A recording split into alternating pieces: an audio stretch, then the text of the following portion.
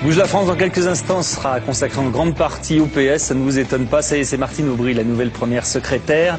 Mais Ségolène Royal n'abdique pas. Et puis on parlera économie bien sûr avec Jean-Louis Gombault qui nous dira ce qu'on peut faire avec 19 milliards. Il s'agit d'un plan de relance bien sûr. À tout de suite après le journal de Saveria Rojek.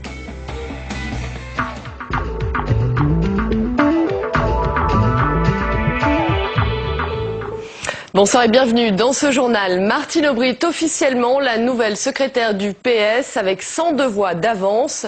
Ségolène Royal appelle ce soir à l'unité les militants socialistes. Mais certains de ses partisans ont du mal à enterrer l'âge de guerre. Dans un instant, notre reportage à la Mutualité. L'avenir de l'audiovisuel public, les députés ont commencé l'examen du projet de loi qui supprime la publicité dans un climat très tendu. Les salariés inquiets ont manifesté aujourd'hui. On comptait 43% de grévistes chez France Télévisions. Pour les syndicats, le compte n'y est pas. Nous, dans notre région, en Lorraine-Champagne-Ardenne, on nous a déjà retiré 190 000 € sur notre budget. Ce qui contraint notre rédacteur en chef, chaque semaine, à économiser des équipes de reportage. Et ce qui fait qu'il y a des reportages qu'on ne peut plus faire. La baisse de la taxe prévue sur le chiffre d'affaires publicitaire des chaînes privées, des choses comme ça. Déjà qu'on était sous-financé avant cette réforme, on était déjà sous-financé. Alors après, et si les amendements sont adoptés, ce sera encore pire. Voilà, je vous le disais, Martine Aubry, donc ce soir officiellement première secrétaire du Parti Socialiste. Regardez tout de suite notre reportage à la Mutualité. Thomas Raguet, Nicolas Béard et Oriane Mancini. Il y a une commission, il y a un comité national, vous ne respectez pas. Oui, je vous respecte pas. Ambiance tendue devant la Mutualité entre supporters de Martine Aubry et de Ségolène Royal. Pendant ce temps, les barons arrivent au compte-gouttes, plus ou moins bien accueillis.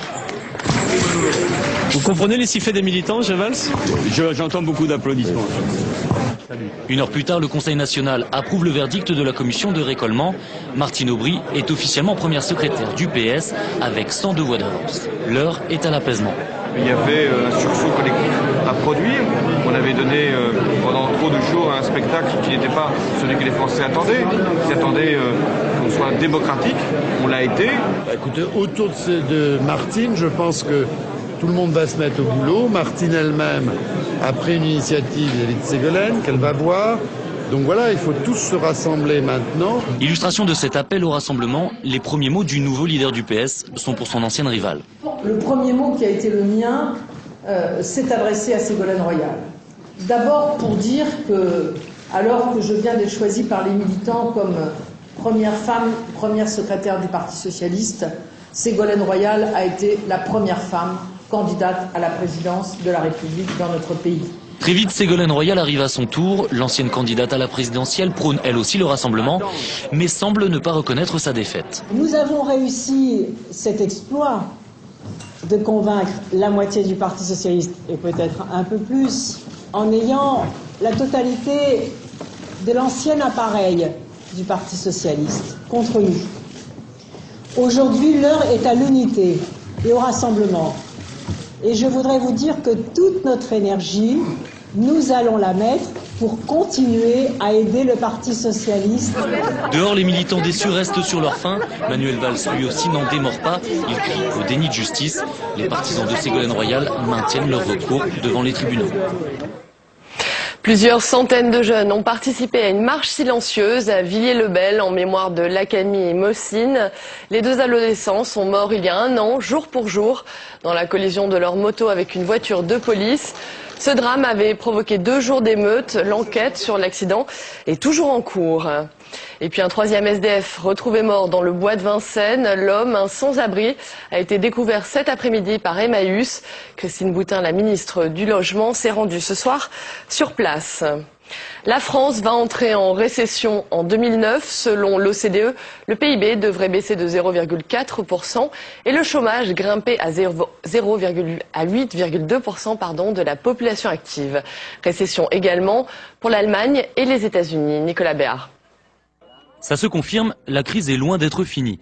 La France devrait bientôt entrer en récession, en tout cas c'est ce qu'affirme l'OCDE, qui table en 2009 sur un recul de près d'un demi-point du PIB français, sur un taux de chômage de plus de 8%, sur une croissance d'à peine 0,9% et sur un déficit public de 3,7%, bien au-delà des critères du pacte de stabilité. Ça donne à la France un peu moins de marge de manœuvre budgétaire et de ce point de vue-là, la France est un peu moins placée que certains des pays qui avaient été plus vertueux en matière budgétaire dans le récent passé. On retrouvera un rythme de croissance habituel pour la France, par exemple, de l'ordre de 2%, qu'à partir de la deuxième moitié de 2010. Ça veut dire que jusqu'à la mi-2010, le chômage va augmenter. Dans une telle conjoncture, le plan de relance économique européen tombe donc à point nommé. L'Europe devrait mettre sur la table 130 milliards d'euros, soit 1% du PIB de l'Union.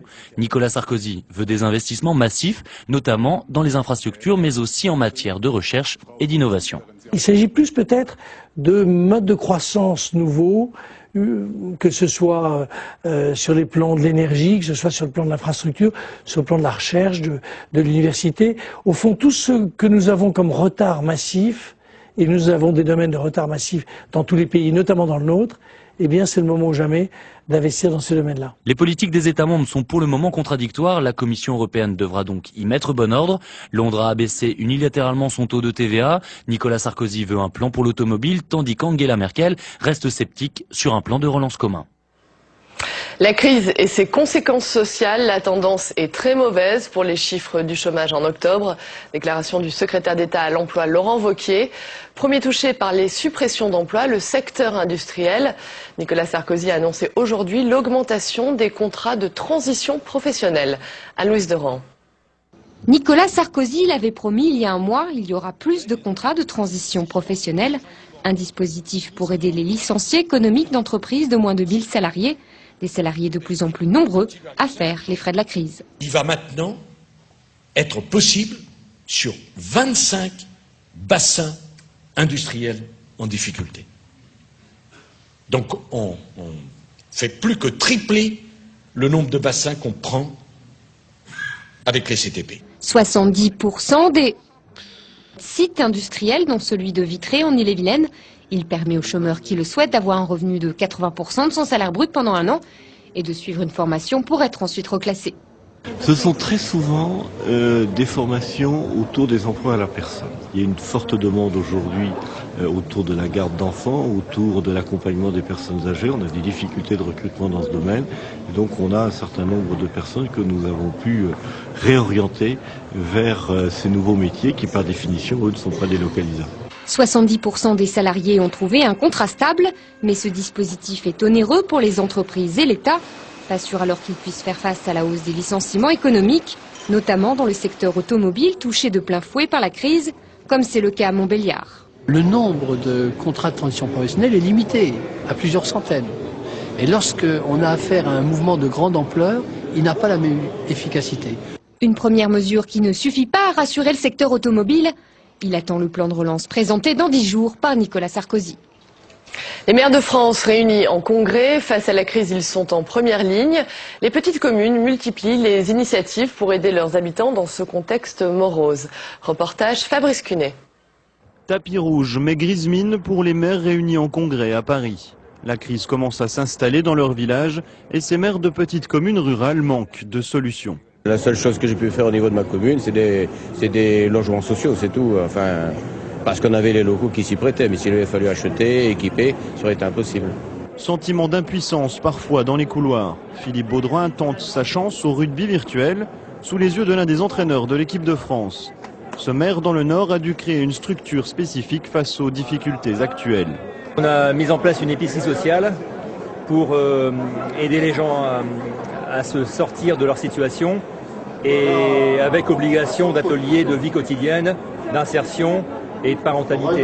Donc là, c'est un système qui marche relativement bien, mais malheureusement, le nerf du problème, c'est l'argent, le manque d'argent. Entre deux débats, Hubert Vicard préfère rester en contact avec ses 160 administrés. Pour lui, la solution anti-crise, c'est l'union sacrée. Nous avons effectivement un consensus assez large dans l'association des maires du Cantal. J'ai vu ça aussi dans les élus de la montagne récemment. Je crois qu'il y a un consensus assez large pour dire on n'a pas le temps de se bagarrer entre nous, il faut vraiment mettre toutes nos forces ensemble pour faire un peu mieux, je crois. Lors de ce 91e congrès, les maires espèrent également parler d'une seule voix pour faire entendre leurs inquiétudes au gouvernement. Voilà, c'est la fin de ce journal. Tout de suite, vous retrouvez Bouge la France, présenté par Pierre Sled.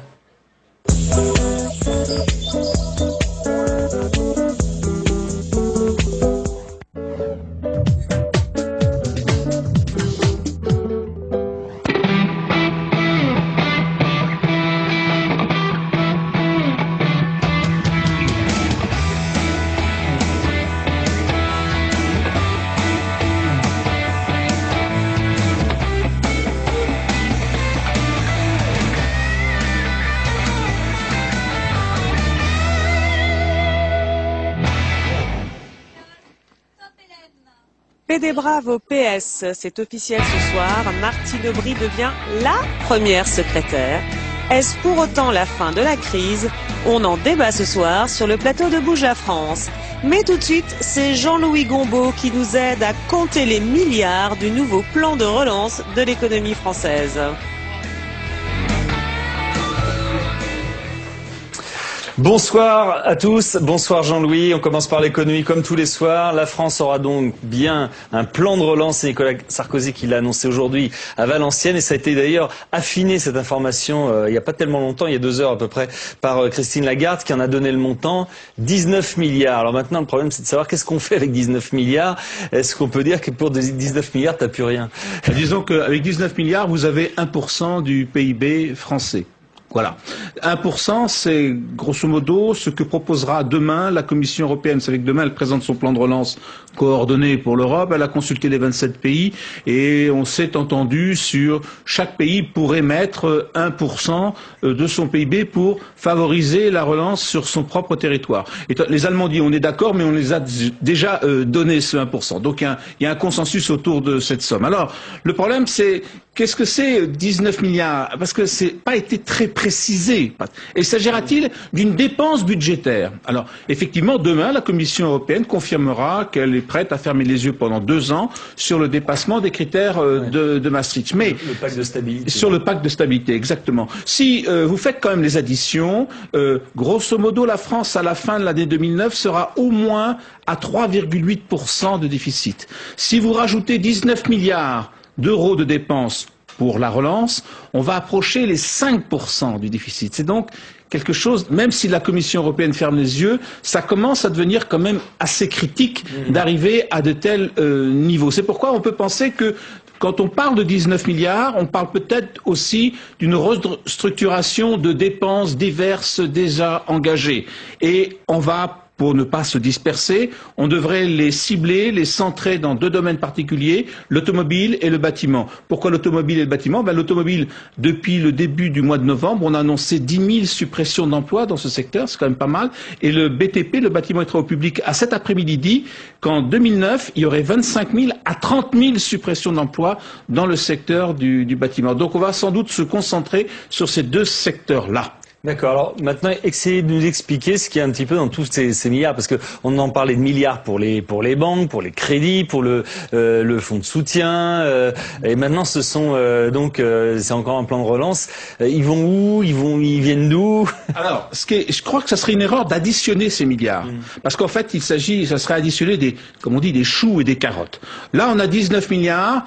Qui seront sans doute, pour une partie en tout cas, des pures dépenses budgétaires.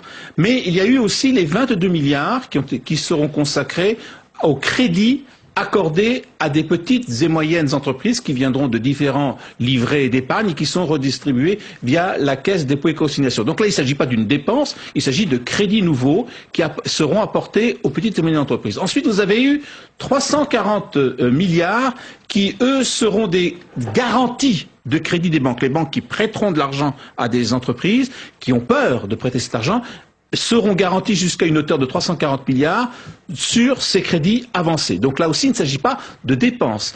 Ensuite, il y a 20 milliards qui sont là pour des prêts aux banques pour conforter leurs fonds propres, pour qu'elles soient plus solides. Là non plus, il ne s'agit pas de dépenses, il s'agit d'un prêt directement aux banques. Et ensuite, 20 milliards éventuellement mobilisables pour le fonds de soutien. Donc on ne peut pas additionner de manière logique l'ensemble des sommes dont on parle depuis maintenant quelques semaines. Là, il s'agirait véritablement d'une dépense budgétaire de 19 milliards d'euros. Certaines sont déjà dépensées, mais enfin bref, il s'agit d'une dépense budgétaire. Là, effectivement, ça pèsera sur le déficit, contrairement aux autres sommes qu'on vient d'évoquer. Alors le contexte ne devient pas plus simple puisqu'on annonce des chiffres du chômage qui sont très mauvais, paraît-il, pour octobre. C'est Laurent Wauquiez qui l'a déclaré en fin d'après-midi tout à l'heure.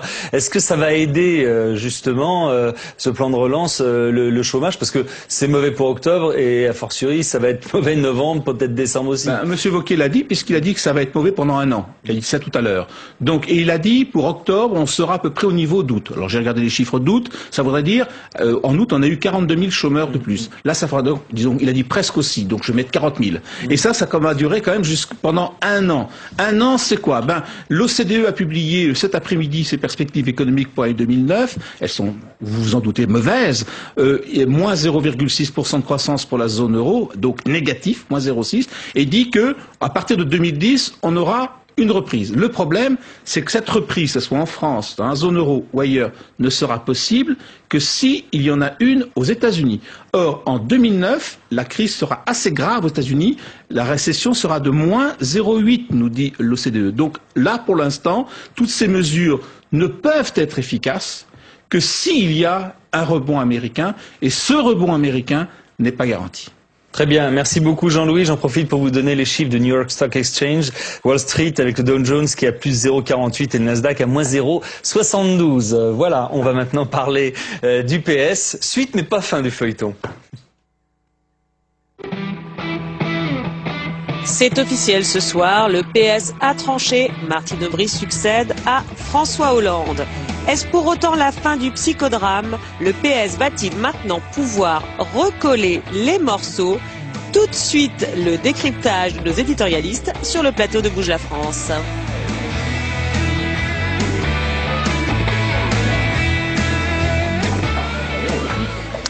Bonsoir à tous les quatre, on va mettre les micros à tout le monde pour que tout le monde puisse s'exprimer. C'est presque un ouf de soulagement qu'on va pousser pour les socialistes ce soir et on est heureux d'accueillir Michel André. Merci, les autres aussi, mais Michel André tout spécialement parce que c'est vrai que c'était pas facile ces derniers jours de trouver des socialistes qui voulaient bien s'exprimer sur le PS. Est-ce que vous êtes, on va dire, soulagé ce soir? Oui, je crois que c'est un moment important puisque au fond le Conseil national, l'Assemblée du parti, a trouvé une formule et a fait le point et visiblement, d'après les camarades qui rentraient tout à l'heure de cette rencontre, les choses s'étaient passées correctement, sereinement. Ceux qui espéraient des batailles rangées ne les ont pas vues. Oui, donc l'avance a été plus importante, c'est 102 voix finalement. Voilà, mais vous savez, je pense que dans toutes les élections, il y a un moment où il faut recompter. Dans les élections ordinaires, les municipales à Clermont-Ferrand, eh bien, il y a des moments où il y a une anomalie qui est signalée sur un bureau, il y a un PV, vous revérifiez. Nous avons toujours travaillé comme ça. C'est le propre des élections. Alors après, on peut regretter peut-être un certain nombre de dérapages, de paroles qui sont peut-être pas bienvenues. Je voulais que vous nous expliquiez, c'est parce que je vais passer la parole aux autres aussi, mais ce soir, il y a de l'autre du camp de Ségolène Royal, il y a des choses qu'on a du mal à saisir. On a vu Ségolène Royal reconnaître la victoire de Martine Aubry, appeler à l'unité, on a vu Vincent Peillon faire de même, mais en même temps, on a Manuel Valls qui brandit encore l'étendard des tribunaux, et d'autres également, Jean-Louis Bianco également, dire qu'il faut recompter dans les endroits où c'est pas encore sûr, sinon ceux-là attaqueront. Alors on a du mal, on a deux positions à l'intérieur du même camp. Comment vous expliquez ça? Je ne suis pas dans ce secret-là, donc je ne sais pas, mais je pense que ce soir, ce qu'a dit Ségolène Royal, disant nous allons travailler tous ensemble, nous allons travailler pour l'unité, nous allons nous occuper de ce qui fait la préoccupation d'un parti politique.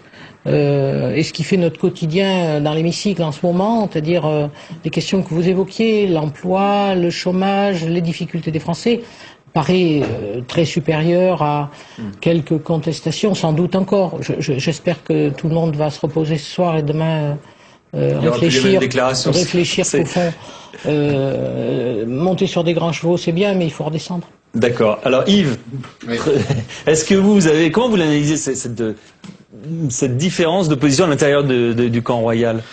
De deux choses l'une, soit c'est savamment étudié avec ceux qui font les méchants et ceux qui tentent l'apaisement, c'est-à-dire pour faire vite la voix de valse qui est plutôt assez belliqueux, vindicatif, revendicatif, et puis de l'autre côté la voix Payon qui est plutôt une voix plutôt pas consensuelle mais qui va vers l'apaisement. Et au milieu d'ailleurs, vous aurez noté que Ségolène Royal ne penche ni vraiment d'un côté, ni vraiment de l'autre. Ce soir, plutôt du côté Payon, mais elle a entretenu le suspense sur ses réelles intentions pendant tout le week-end. Et vous aurez noté aussi qu'il y aura des recours en justice si ils tiennent leur parole. Apparemment, ils veulent faire des recours. Et alors, ce qui est intéressant, c'est qu'ils reprennent là une opinion qui a été émise par Robert Badinter, qui est pas vraiment un royaliste dans la journée. Donc, oui, qui a dit lui-même, sénateur, donc, ce qu'il faut dire, qui a dit qu'il fallait recompter et revoter là où il fallait. Ce qu'il faut dire, en gros, c'est que même si ça se fait à Fleury-Moucheté, la crise au sein du Parti socialiste n'est évidemment pas finie, que la guerre va continuer et continue, et que l'objectif aujourd'hui, pour l'une, il est évident, c'est 2012, elle s'appelle Ségolène Royal, et pour l'autre, elle doit commencer, non pas à y penser en se rasant tous les matins comme un autre, mais elle va y commencer à y penser en se coiffant tous les matins. Quand on est premier secrétaire du Parti socialiste, j'imagine qu'on y pense. Et en plus, Madame Aubry est une femme de caractère, dont j'ai noté d'ailleurs que l'image avait un peu évolué ces dernières semaines. Donc, rien n'a, si vous voulez, maintenant on a un résultat, mais rien n'a vraiment changé. Il faut quand même l'avouer. Je vois pas pourquoi ça aurait changé en l'espace d'une soirée. Et alors après, on peut faire beaucoup de gloses. Vous dites que son image a évolué, c'était un petit peu normal, parce qu'au départ, elle se présentait une motion qu'elle représentait elle-même, puis après se sont ajoutés tous les autres, donc il fallait bien contenter tout le monde. Moi, j'avais noté déjà que quand elle présentait sa motion en son nom propre, enfin avec d'autres, j'avais noté que son discours, si vous voulez, elle avait essayé de gommer. Quoi qu'on dise, elle a quand même essayé de gommer cette image de la dame des 35 heures qu'on lui a mis dans la figure pendant des années et des années, et qui était pas très agréable. Oui, mais en l'occurrence, c'était vrai. Bien sûr que c'est vrai, mais elle a essayé, si vous voulez, d'aller au-delà. Elle a essayé d'avoir une attitude, je dirais, moins gauche, pas au sens de maladresse, mais moins à gauche que l'image qu'elle a longtemps donnée, quand même. Michel, il serait reparlé de guerre. Est-ce que si la guerre n'est pas finie, vous pensez que ce sont des mots qui sont maintenant un petit peu exagérés par rapport à ce qui s'est passé ces derniers jours? Il y a quand même un sentiment d'apaisement. Je pense que le problème est réglé statutairement, il est absolument pas réglé politiquement. Pour deux raisons. D'abord parce que Ségolène Royal n'a pas baissé les bras et ne baissera pas les bras. On l'a bien vu ce soir quand elle a fait un point de presse à l'issue du Conseil national. D'abord, Martine Aubry a fait le point de presse au même endroit avant elle. Elle était assise, entourée de deux personnes, Maryse Lebranchu et Harlem Désir. Ségolène Royal l'a fait entourer de son équipe et debout, pour bien montrer qu'elle comptait pas baisser les bras et qu'elle comptait encore continuer. Et ces mots, c'est la bataille de la rénovation continue. C'est aussi. Ça va être une force de transformation. Elle dit aussi qu'elle est persuadée d'avoir convaincu la moitié et peut-être plus du Parti socialiste. Donc vous voyez que par rapport à ce que vous disiez, elle donne raison à ceux qui veulent continuer. Au passage, quand même. Enfin, ceux qui protestaient, j'ai vu des images sur les écrans, c'était 15 personnes tout au plus avec les pancartes devant le Conseil national. Il faut relativiser l'importance que peut donner des fois la télé.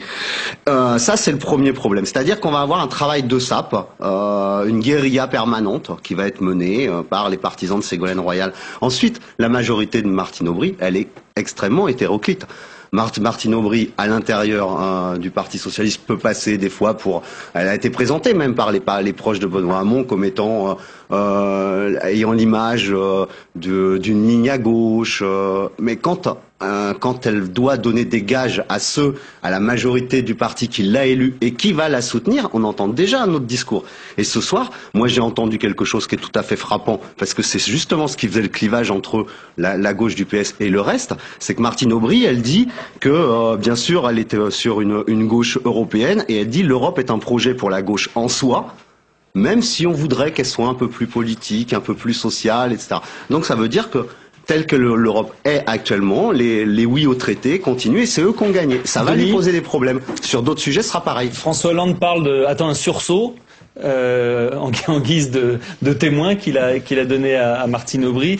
Il peut venir ce sursaut et de quelle façon, avec tout ce qu'on a dit et sur ces querelles qui sont pas encore complètement évaporées? Je partage tout à fait l'analyse de Michel. Je crois, on l'a dit ici d'ailleurs plusieurs fois au cours de cette bataille, c'est que le PS ne va pas exploser. Je pense que c'était une idée absurde. On avait parlé d'implosion possible. Ni imploser, ni exploser. Il va continuer, mais il va continuer comme il l'a été souvent, avec une majorité extrêmement courte, enfin pas souvent, souvent il y a une majorité large, mais une majorité en l'occurrence très courte pour Martine Aubry, soutenue par une alliance, des alliances. Je ne sais pas comment Fabius a réagi aux propos de Martine Aubry ce soir, par exemple, sur l'Europe. On sait bien qu'il ne partage pas du tout ce point de vue-là. Une alliance avec des Strauss-Kahniens aussi, une alliance avec Benoît Hamon. Et en face, j'ai vu moi aussi l'image d'une femme debout, qui va continuer et qui a montré, parce que ce serait vouloir ignorer la vérité et la réalité, qui a montré depuis maintenant plus de 2 ans une pugnacité incroyable. Et comme aurait dit Léon Zitrone, dans cette élection à l'intérieur du parti, elle est revenue du diable Vauvert. Parce qu'il suffit de se souvenir ce que les commentaires d'il y a 1 mois et demi. On l'a donnée battue, écrasée, elle est arrivée en tête. Même pas, et dans les propos de ce soir, quand elle dit « nous avons fait 50% et peut-être plus », allant démentant les chiffres qui venaient d'être publiés, ça montre qu'elle n'a pas baissé les bras. Et donc le rebond, il sera dans la confrontation. Et moi je crois qu'il y a une perspective maintenant, au-delà de la nécessaire reconstruction du Parti socialiste que doit entreprendre ou rénovation Martine Aubry malgré tout. Il y a un rendez-vous devant, qui est un rendez-vous électoral, qui est les européennes. Je crois, dans un scénario qu'on a d'ailleurs évoqué ensemble tous les deux, que on va pousser Martine Aubry dans cette élection qui est extrêmement difficile pour le Parti socialiste. Il ne faut pas oublier que Michel Rocard a été défait très largement en 99. Et à ce moment-là, si les résultats sont pas bons pour la première secrétaire, on reparlera de la bataille de femmes à la tête du parti. Michel Landry, il peut y avoir un autre congrès, justement, si ça se passe mal aux européennes pour le PS? On est un petit peu dans de la politique fiction là. Moi je pense, connaissant connaissant la capacité du Parti socialiste et de ses élus à vouloir travailler sur le fond, à être dans les dossiers. Écoutez, nous sommes le groupe parlementaire ici, nous n'avons pas eu de problème à travailler sur la préparation des interventions dans le budget, ici au Sénat, où que nous soyons. Chez les uns ou les autres. Aujourd'hui, je pense que les militants, en plus, beaucoup de militants, même ceux qui ont voté pour Ségolène Royal, aspirent à se remettre au travail. C'est pas une deuxième mi-temps qui commence la lutte. Non, moi je ne crois pas du tout à ça. Je ne crois pas du tout à ça. Alors, effectivement, la date des européennes peut être un moment difficile. Tout simplement parce qu'elle a très peu de temps pour préparer cela. C'est dans quelques mois, les européennes. Et vous pensez qu'elle doit conduire la liste? Non, je ne pense pas. D'ailleurs, le système d'aujourd'hui permet de ne pas le patron peut ne pas conduire la liste du parti, puisque ce sont des régions, des grandes régions. Donc au fond, il n'y a pas d'obligation. On n'est pas du tout dans la situation que j'ai bien connue. Moi, j'étais à l'époque à la direction du parti derrière Michel Rocard et une de ses fidèles, et je me souviens des moments difficiles que nous avons vécus. Mais c'était une liste nationale, conduite par un national. Vous n'avez pas ce cas de figure aujourd'hui. L'éclatement n'oblige pas Martine Aubry à partir aux européennes. C'est mieux pour elle de ne pas y aller? Ça la préserverait, ça préserverait le PS? Non, mais je ne pense pas qu'on fait de la politique pour se préserver, on le fait pour faire avancer des idées, pour se battre. Non mais attendez, à mon avis, entendez cela comme vous le voulez, mais en acceptant que Laurent Fabius et les siens viennent avec elle, elle a quelque part remis Laurent Fabius dans le sens des socialistes pour l'Europe. Là où c'est difficile pour Martine Aubry, c'est qu'effectivement, on vient de prononcer son nom, c'est qu'elle est avec Laurent Fabius. Et que Laurent Fabius a mené un combat en 2005, qui était un combat qui a été jugé par beaucoup au Parti Socialiste contre-productif, parce que ça a été Non, mais ça a été. Faire partir si le vous voulez, on peut faire des histoires. à ne pas respecter le résultat interne. On peut faire de l'histoire et on peut remonter très loin pour trouver les raisons de l'état du Parti socialiste actuel, mais le référendum de 2005 qui est quand même pour beaucoup. Moi, ce qui m'intéresse aussi, c'est de savoir comment Ségolène Royal va adopter son opposition interne, si vous voulez, à Martine Aubry. Et alors, il y a deux choses qui, à mon avis, deux écueils pour elle, ou deux choses qu'il faut considérer. C'est se souvenir de Rocard par rapport à Mitterrand. Est-ce que Ségolène Royal peut se rocardiser face à Martine Aubry? C'est une question que je pose parce que je ne le pense pas. Il y a beaucoup de choses qui... D'abord, Martine Aubry n'est pas François Mitterrand. Mais les royalistes vous diront, mais vous faites référence au passé et Ségolène Royal représente l'avenir. Est-ce qu'on peut faire justement comparer les périodes? Non, parce qu'il y a quand même eu cet épisode qui a été long, qui a duré de longues années au Parti socialiste, où il y avait clairement deux têtes d'affiche. Une qui était représentante d'une certaine tradition, et l'autre qui était un petit peu comme Ségolène Royal aujourd'hui, qui représentait une certaine modernité, un certain renouveau par rapport aux idées socialistes. Et puis il y a une deuxième chose qui, alors là, les sondages commencent à le montrer aujourd'hui, c'est que Ségolène Royal a beaucoup misé sa popularité en se posant en victime, la victimisation. Et là, elle a joué plus que jamais le rôle de victime à l'occasion de ce scrutin, et on voit, alors, avec le crédit qu'on peut accorder aux sondages, moi j'en accorde, mais il ne faut pas leur accorder trop de crédit, on voit que finalement, si on pose la question aux sympathisants, aux militants, aux Français, eh bien, cette attitude jusqu'au boutiste de certains royalistes contre le scrutin qui a eu lieu vendredi n'a pas plu.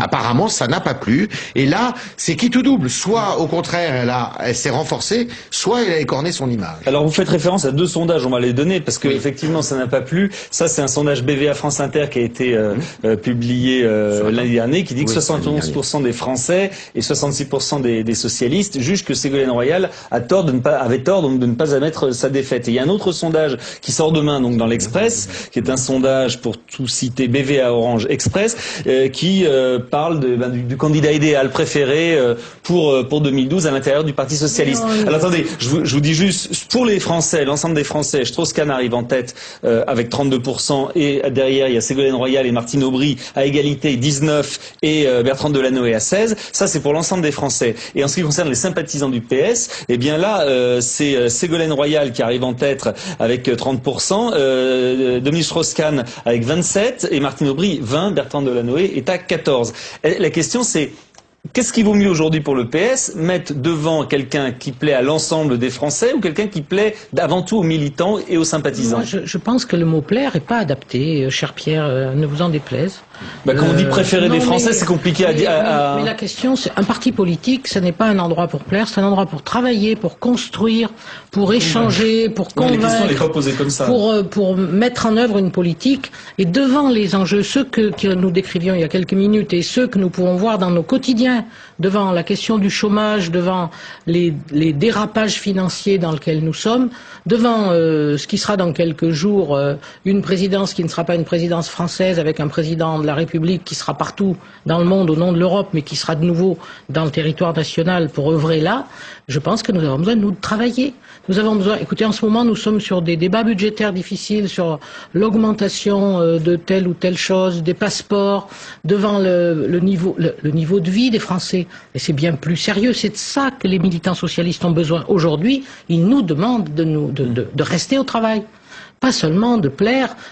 Alors, soit la politique devient du showbiz complet, et alors là, dans ce cas, il faut faire des claques et des grands congrès à l'américaine, mais je crois que les Français ne sont pas tout à fait dans cette demande. Je pense cela. Voilà. Michel ? Je crois qu'il faut un peu arrêter avec ces sondages, ceux de ce type. C'est vous qu'on avait parlé, je vous ai donné ce qui est sorti aujourd'hui. C'est certainement pas moi qui en parlerai. Mais là, on propose aux Français 3 pots de yaourt et on leur demande de choisir. C'est rien d'autre. Alors, par contre, il peut y avoir des études d'opinion qui seraient beaucoup plus intéressantes où on demanderait aux Français de se prononcer sur des idées, sans leur dire d'où elles sortent, qui les porte ou autre. Et là, on a des résultats à chaque fois extrêmement surprenants, dans le bon sens comme dans le mauvais sens. C'est pourquoi? Parce que en fait, c'est pour vous dire que c'est pas uniquement une question de plaire mais c'est de répondre à des attentes. Et là, on l'a vu toutes ces dernières années, le Parti socialiste, s'il a aussi échoué électoralement en 2007, c'est qu'il ne répondait pas à des attentes. Et c'est pas Ségolène Royal qui pourrait les porter. Je pense que même Martine Aubry ne pourrait pas y arriver. Ces attentes, c'est aussi ce qui explique que, désolé, les Français avaient voté non au référendum sur l'Europe. Faute d'avoir accompagné ce mouvement, le Parti socialiste s'est effectivement mis dans une situation dramatique pour la présidentielle et a perdu une partie de son électorat traditionnel en faisant le mauvais choix. Denis, est-ce que finalement, puisqu'on revient toujours à cette décision, à cet éclatement sur l'Europe, est-ce que finalement c'est pas encore des résurgences de ça qu'on a vécu là à l'intérieur du Parti socialiste? Pas vraiment, parce que, en tout cas, on a sauvé les apparences, puisque se sont retrouvés derrière Martine Aubry les troupes de Laurent Fabius et les troupes de Dominique Strauss-Kahn, qui sur l'Europe s'étaient de toute façon affrontés. Mais c'est vrai que, au-delà des idées ou en deçà, je ne sais pas, il y a toujours quand même les hommes. Et moi, je pense que un parti politique, c'est un projet, mais c'est toujours aussi des personnalités, des hommes pour le porter. Je veux dire, la politique, ça s'incarne. Et donc, on ne peut pas simplement raisonner sur les idées. Les hommes et les femmes, c'est très important aussi. De la même manière, je pense que les hommes et les femmes doivent porter un projet. Tout ça est extraordinairement mêlé. Et quand on nous dit, mais vous ramenez toujours tout aux personnes, etc., ça n'est pas vrai. Et moi, je prétends que ce que Ségolène Royal incarné dans cette bataille politique n'était pas ce qu'incarnait Martine Aubry. Il y a des différences politiques et c'est sur ça que va se jouer quand même l'avenir du Parti socialiste. La vision du parti. Mais Michel, on en a débattu la semaine dernière. Elle incarne n'est absolument pas la même de la vision du parti. Ségolène Royal, peut-être c'est sa force. Elle incarne tout et son contraire. Ah ben peut-être, oui. Mais d'une certaine façon, moi je suis d'accord avec Denis là-dessus. Je crois qu'on se raconte beaucoup d'histoires et le Parti socialiste s'est raconté énormément d'histoires.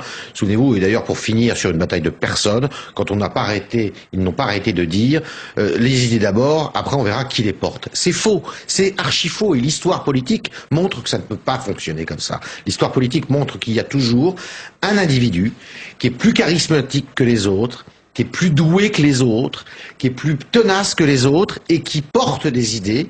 Et c'est autour de cette personnalité que se fait l'union. Ça a été le cas à gauche avec Blum, ça a été le cas avec Mitterrand, ça a été le cas à un moment avec Mendès France, c'est le cas aujourd'hui avec la personne qui est donc on recherche. Alors on est dans une période charnière justement parce que la mode politique évolue et c'est vrai que Ségolène Royal, on peut l'aimer, la détester, mais comme Sarkozy à droite a fait bouger les lignes et fait de la politique à l'américaine, est-ce que peut-être aujourd'hui les Français c'est ce qu'ils demandent? Je ne sais pas. Il ne faut pas aller non plus contre ce que les Français veulent ça. Regardez, ce qui est étonnant au Parti socialiste et ce que le Parti socialiste a semblé oublier, alors qu'il y avait deux ténors du Parti socialiste qui étaient à la primaire en 2007, il y avait, enfin c'était en novembre 2006, il y avait Fabius, ancien Premier ministre, Dominique Strauss-Kahn, ancien ministre des Finances, deux personnalités extrêmement respectées.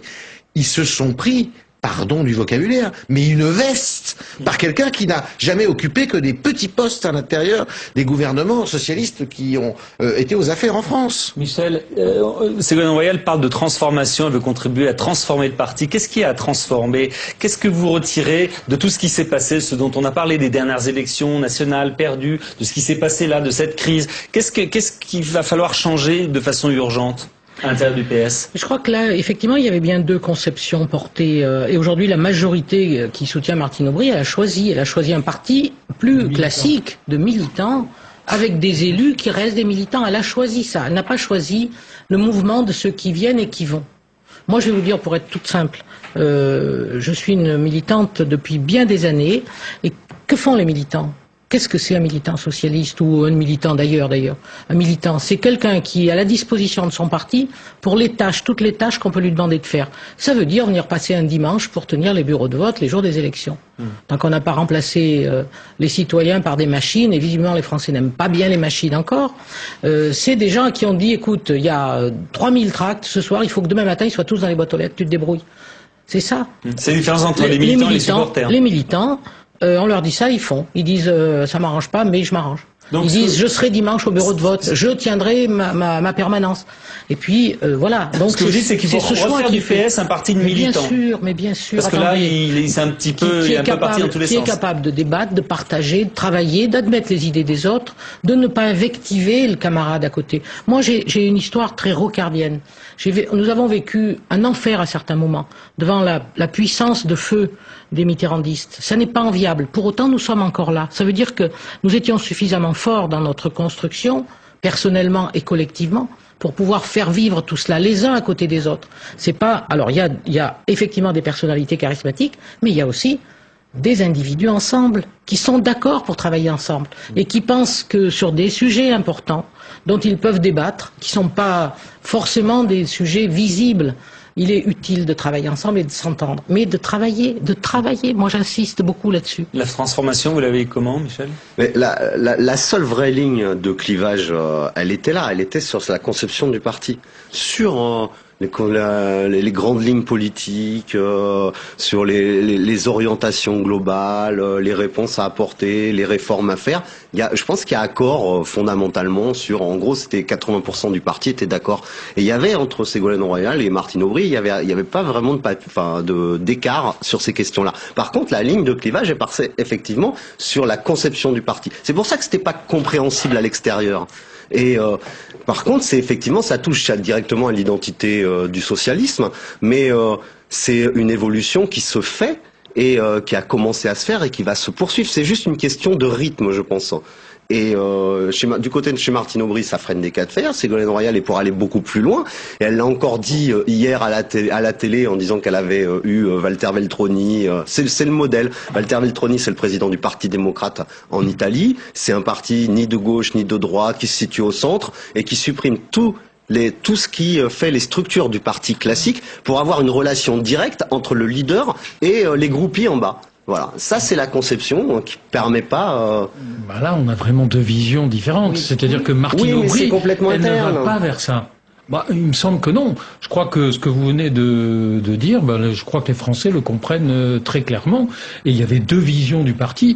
Et d'ailleurs, ça s'est vu au Congrès de Reims. On voyait bien que Ségolène Royal, elle s'adressait pas simplement aux militants, elle parlait au-delà. Elle était déjà dans ce nouveau parti qu'elle imaginait.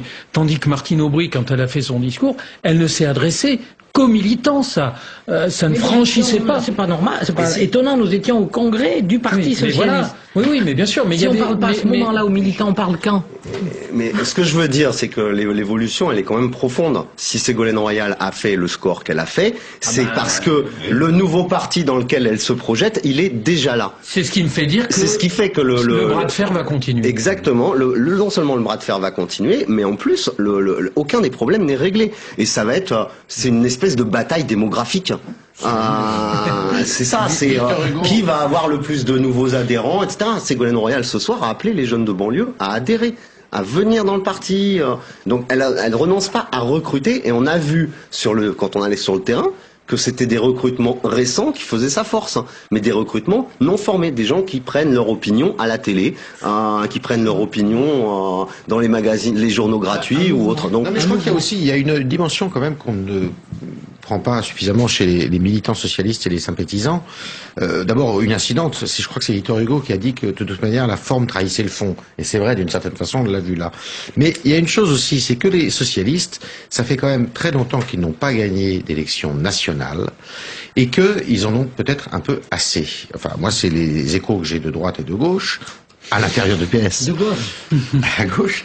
Et qui disent, mais après tout, c'est peut-être parce que nos recettes ne sont pas bonnes. Et les recettes de Ségolène Royal, qui ressemblent fort aux recettes ils sont très dépités par ça, aux recettes de Nicolas Sarkozy, sur la façon d'être, sur la façon de faire bouger les lignes. Est-ce qu'ils se disent pas, pour certains d'entre eux, eh bien, jetons les vieux habits, les habits usés, la façon dont on avait de faire de la politique, et pour gagner, est-ce qu'il faut pas passer par de nouvelles méthodes? Eh ben, on va voir ça dans les semaines et les mois qui vont venir. Merci à tous les quatre. Michel André, on vous laisse remonter en séance, car vous travaillez. Nous travaillons ce soir. Sur le projet de loi de finances. Les autres aussi vont en séance, mais de cinéma, c'est autre chose. C'est pas pareil. On va de la revue de presse tout de suite avec Séveria. Le PS et la crise font les unes de demain. Tout de suite, la revue de presse de Saveria Rojek.